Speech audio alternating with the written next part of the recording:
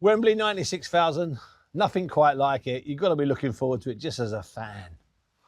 As a fan, I mean, it doesn't get any better than this. You've got two massive big punchers, both got good jabs, both on a good roll, and both British.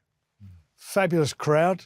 The atmosphere is going to be phenomenal, and I think we're going to get an exciting fight, a very, very exciting fight that won't go the distance.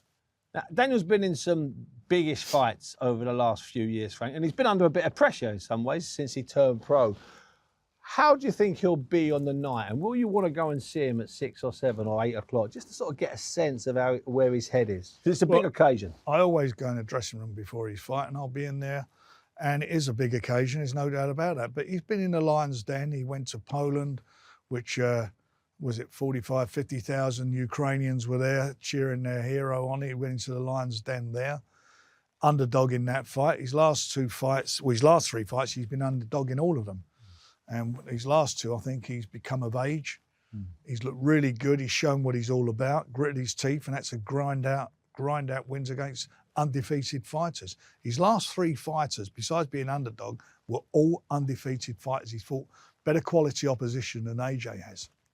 He's transformed himself in some ways. So he's become this different type of fighter, and it shows in his confidence and just the way he carries himself.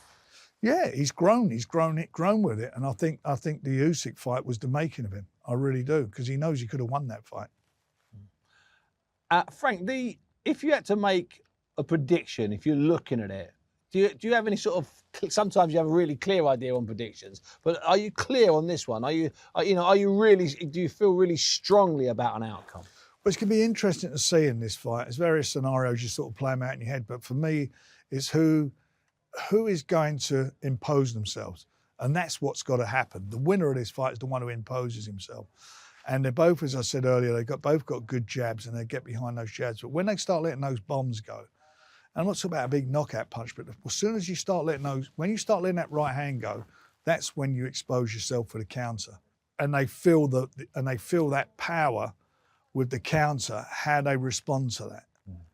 You know, are they going to go on the back foot? And AJ's done that when he's been caught in fights. He's gone on the back foot.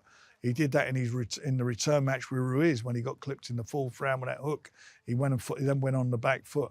And I don't think you can go on the back foot against Daniel Dubois. I think it's one of the, unless you're an excellent counterpuncher. And I don't think AJ's a counterpuncher. So in some ways, there's an attritional attachment to this, that someone's going to have to take a risk, be prepared to take the risk, and be prepared to actually take some punishment. Well, they will. They will do that. And who's going to have the best chin? It's not just about who's the biggest puncher, who's got the best chin. So in that sense, Frank, if you were pitching this to people to watch, it's quite a simple sell. You've got to tune in. Tune in and watch it. It's excitement. Ain't going to go the distance. This will not go the distance. This will be an exciting heavyweight battle between 2 massive punchers. Now, neither of the boxers want to look too far into the future, but as a promoter, there's some massive fights for the winner of Saturday night. Enormous fights and unbelievable riches to be made. 21st of December, Riyadh Season Show, the rematch between Usyk and Tyson. The winner of that, it's a massive fight. The 2 losers fighting each other, big fights. They're big fights. And finally, Frank, will you get a moment at some point as they're either walking to the ring or when you've got out of the ring, when just take a breath and look up into the crowd at 96,000 people? You must grab that moment because you've got to enjoy it as well.